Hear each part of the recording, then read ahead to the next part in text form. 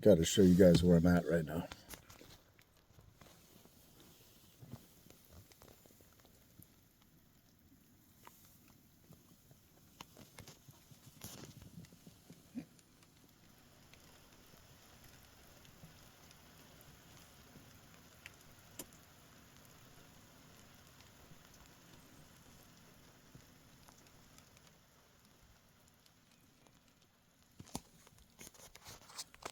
Yeah. So, I'd like to speak on a couple things that have came to mind recently. You know, in the past year or so, I've really seen my dog age quite a bit and start getting gray and slowing down, and her hearing is going and all that. And I'm healing from a tattoo, by the way. That's what this is. And so I guess I'll speak about some things I learned through having people pass, through having, friends pass, through having my old dog pass, and through near-death experiences. And just, there is no death. There really is no death. It's just a transition. Okay. And we can still talk to people who've crossed over. We can communicate with them when you get clear. And then they're freed from this realm, So we should really be celebrating. It should be a celebration. And so, she's a good girl. She's a good girl. And she's got some time left. I don't want to be talking in a negative way. But just looking at things from an expanded point of view, right? You see the impermanence in life. And a lot of people have a lot of fear around this. But it's set up, this is a part of life. It's set up this way on purpose, Things are only going to be the way that they are exactly right now, only once. And so we got to make the best of the situation, And so I had an experience in ceremony with my old dog, who passed a few years back, and he was also a star being, and so is she. Like, she's not a normal dog. She was born 1/11/11, and yeah, I mean, what's the chances of that, right? And so anyway, my old dog, I was in ceremony. I had eaten some medicine, and all of a sudden my vision lights up, and I see this like Merkaba sphere thing coming down with this 3-sided pyramid inside this sphere. It was like half of a Merkaba vehicle. And anyway, it came down and it was my dog's oversoul. And he was like, hey, you know, I'm getting older. I'm going to get sick soon. I'm going to pass soon. And so you need to prepare yourself. And it was kind of heavy. I was like, oh man, what is going on? Like the message was heavy, you know? Anyway, that was true. That happened. And he was preparing me. Because back then, like, you know, I came into this life with a lot of trauma, unhealed trauma from past life stuff and ancestral stuff. And like, you know, I worked through some heavy shit. I had to burn through some heavy bloodline shit to free myself, you know. And we as Blu-ray beings have the ability to take this on and to process it and to free it up when a lot of humanity doesn't have the ability to. These younger souls, they don't have the ability to do this, so they stay stuck in these cycles, right? And end up becoming what hurt them and passing this on, and just like it's a revolving circle, you know, whether it be like abuser, victim, savior, hero. It's just a revolving triangle, right? And it's like one life you'll play one role, the next life you'll play another role, and so on and so on, until you step off the wheel of playing this game and become neutral. Like, it's not your job to save anybody else, only to save yourself and remove yourself from these karmic cycles. And so what I'm saying, what I'm getting at when I go down this tangent is like, you know, I've been through some dark nights of the soul and all this stuff. And if I didn't have my dogs back then, I don't know if I'd still be here. They literally like fucking saved me, dude. And so he was preparing me, and I mean, I'm talking like way back, you know, like over a decade ago, when I was really going through my own process. And then like healing myself and burning through all this stuff and becoming sovereign and strong and seeing the expanded picture and expanding your light body and your DNA and all this stuff. It's like you literally transform. We're going through a transformation to step into our true power. And so we come into this world taking some heavy shit on because we're advanced ancient souls. And others, from an external point of view, they might want to judge us and be like, oh, well, look at your past or blah, blah. It's like, dude, yeah, I burnt through that shit and look at me now. So what's up, you know? So you can't judge anyone because you don't know their story. You don't know their soul contracts and what they came down here to do. All right. And so let that sink in. And so it doesn't matter if you're going through it right now, dude, you can pull yourself out of it and transform. You know, it just takes willpower and it takes intention and strength. And you have it within you, or you wouldn't have signed up for this. And so anyway, he came down here in my mind's eye in this Merkaba vehicle thing and was like, I'm going to get sick soon. You need to prepare yourself, so on and so on. And then he ended up getting sick. And I healed his cancer through, oh shit, I shouldn't say that on my, scratch that. Never mind that. I gave him different supplements and stuff that prolonged his life quite a bit. You know, I don't want to get this channel shut down with specific words, but there are things you can do that can help you stay healthy, right? Anyway, I prolonged his life quite a bit, a couple of years, and he passed at 14 and a half. And he was a big dog, like over 100 pounds in his prime. And so that's a very long time. And at the end, I realized, man, it was really painful to be in this meat suit that long, you know. And I had to let him go at a certain point. I was keeping him here because he knew that I wanted him to stay here. And then I realized he was in a lot of pain. So I'm like, all right, you can go. And he did. And anyway, and then afterwards he stuck around in spirit. Well, let me back up. A couple days after he passed,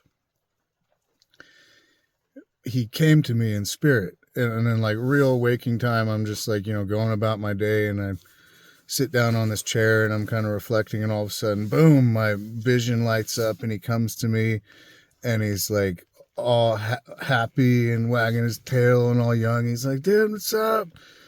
I'm good. Don't worry. Like,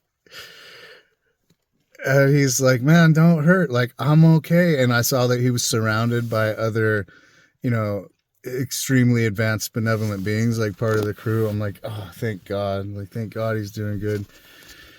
And I realized that he was a massively intelligent being that was just playing the role of my dog and like helping me through stuff, and like subtly teaching me things like that I wasn't even aware of. And anyway, he stuck around for quite a while, like a year. And I mean, at one point I was going to bed, and I literally saw the impressions on the covers move, like he was getting around in a circle ready to lay down. And I was like, oh my God, he's literally here in spirit right now. And that was a trip. And then anyway, at a certain point, he kind of like left this realm because there was a lot of spiritual warfare going on, and he was actually taking a hit and like protecting me spiritually. And so, and I wasn't listening, and it was kind of like I was being stubborn, not really applying the lessons, I should say. And so it was kind of enabling me to plateau. And so he took a step back and went into a higher realm. And then I worked through my stuff. And then he came and visited me. He was like, good job. And so on and so on. And then there's been other times where he's came and visited me and have been like, hey, I'm not incarnate again. Like he left that dog form behind because that was just like an avatar of this higher overself of this being that's playing many roles. And he's like, I'm in the universe in these higher dimensions playing other roles and stuff, but I can like avatar into this form to relate to you. But I realized, wow, this is an extremely advanced being that's playing many different roles to teach me. And so, and this is the case with a lot of people. Like these are not just animals. Okay, these are extremely advanced beings that are playing the role of an animal to teach you, and their soul contracts and stuff. And the same thing with people. Like you have different groups that you incarnate with, that you've incarnated with in past lives and stuff, and they might play the role of like your brother or your sister in this life, and the past role it was like a different family member, and so on and so on and so on. So you have soul groups that you incarnate with, right? But anyway, like the point that I'm getting at with this video is that there really is no death, okay? And like, yes, even though we know that, and we know that the soul is eternal and all this stuff, it still hurts because you don't see them in the 3D realm, right? And so it's not easy. But knowing that we're eternal and that they leave this realm, and it should be a celebration, and you can still communicate with them through spirit when you're clear and empty and the hollow bone, and there's clear communication.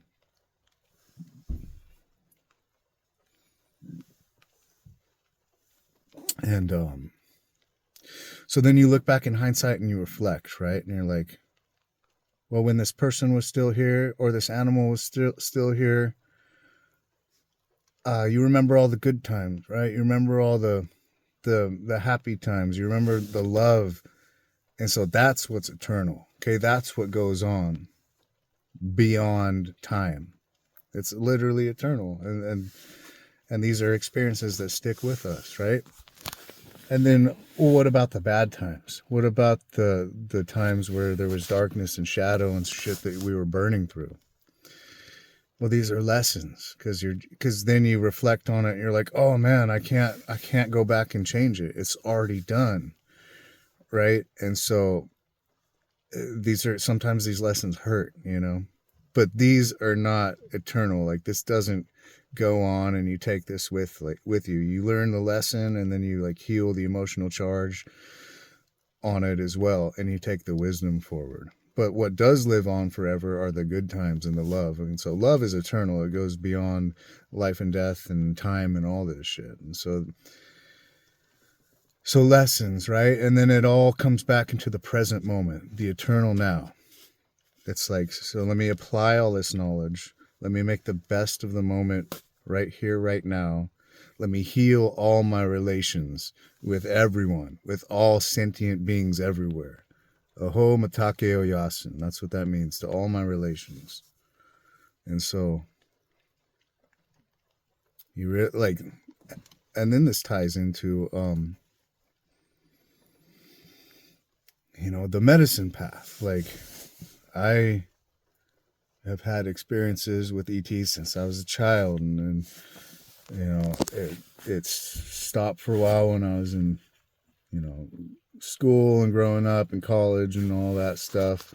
But I always had like an awareness that there was more going on, and memories from past experiences. And then, over a decade ago, I was contacted by the Pleiadians in my backyard, and it's been every day since for over a decade. And so what I'm getting at is that at a certain point I had more questions than answers, having all this ET contact, like a couple years into it, with all these different groups and all these different levels of frequency and all this stuff. It can get kind of confusing. And so I had more questions than answers. And so I was like, okay, let me, and then the medicine path was shown to me, which is also called the Red Road. It's what the natives call it, like, the peyote path, and these plant medicines and then combo and all this. And it helped heal me. I burned through some heavy shit, and it's a powerful, powerful tool. And, I studied with it for many, many years. But then I came to a point where I realized that a lot of people plateau on this path, and they don't apply the lessons, and they're still sitting in ceremony, and they still have these issues that they haven't dealt with. And I didn't like that. And I took a long hiatus from the medicine for years. And then I knew that I was having all these experiences prior to the medicine, right? Like even more stronger experiences, like of interface with beings and stuff. And so it's not dependent upon the medicine.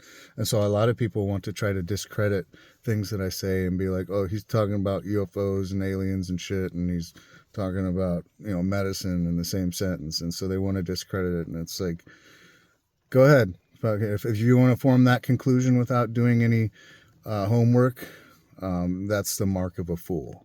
Okay? Because all this interface, all this stuff is completely tapped into 100% natural.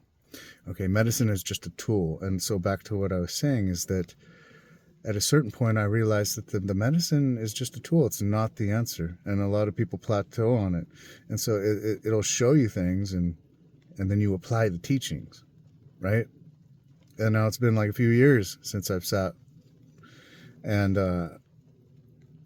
everything is smooth and balanced in my life, and it's all accessed naturally, and so that's what we're going for.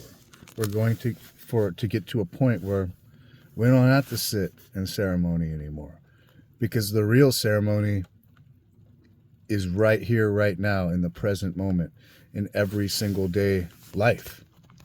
This is it, okay? Because this is what the medicine's going to show you, is how you show up in the world, how you treat people, how you treat yourself, how aware you are, all the lessons from all these different angles, all coming back to how you conduct yourself. And so rather than like getting these lessons and, hindsight 2020, just realize that we're in it right here, right now. This is what it all is about. And so being in the present moment, because in the higher dimensions, there is no time. It's all circular and it's all malleable, and any point is accessible and everything's happening at once. Only down here is it linear time, the illusion of. But really, it's always been the eternal now. It's only the illusion of time.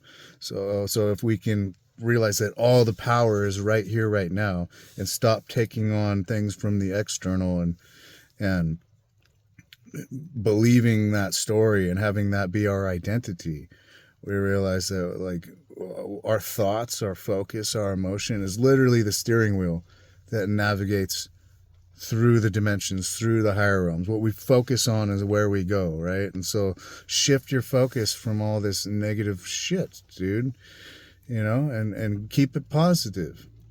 And this doesn't mean bypassing, okay? It's like when something comes up, yeah, face it head on, and you work through it and you neutralize it and you find peace, and then you let it go and you heal any soul fractures and you heal any charge around it, and then you come back to stillness, okay? And so you got to differentiate of like what's your own stuff and what's something else just trying to throw you off, and all the chatter in your head and all the bullshit, and you get still and empty, and then it makes sense. And if something's like tugging on you emotionally, you look into it and you're like, okay, well, what is this linked to? Is this a past experience from childhood that isn't healed? Is this something from relationship stuff? Is this some karmic thing? Is this past life stuff? Is this ancestral bloodline stuff? Is this some contract with entities? Like, there's so many different things. And so and also sovereignty, it all comes back to sovereignty, right? Like you're a sovereign being of creator source. And so you got to like burn all these contracts that don't serve you and fucking rewrite your story, rewrite your life, rewrite your contracts, take your power back and create your reality through, being aware and being a conscious being. We have this ability, and this is, I've been taught this from so many different angles, from beings in the universe and everything, stepping into our creative power. Okay, and it's paradoxical, like we are a fractal of creator source. We're creator beings. But that being said, creator source is massive and we're infinitely small, but at the same time we have access to all of that. So we're simultaneously everything and nothing. And so you got to get your ego out of the way to fit through the eye of the needle, And you got to keep your spine straight and narrow and the path straight and narrow, like an arrow. Anyway. Man, these mountains are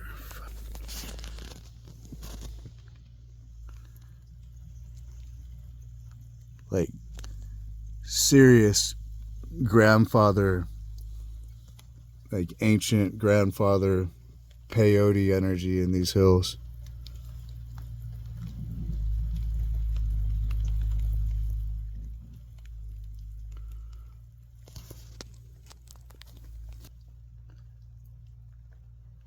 All right, love you guys. We'll talk soon. Peace.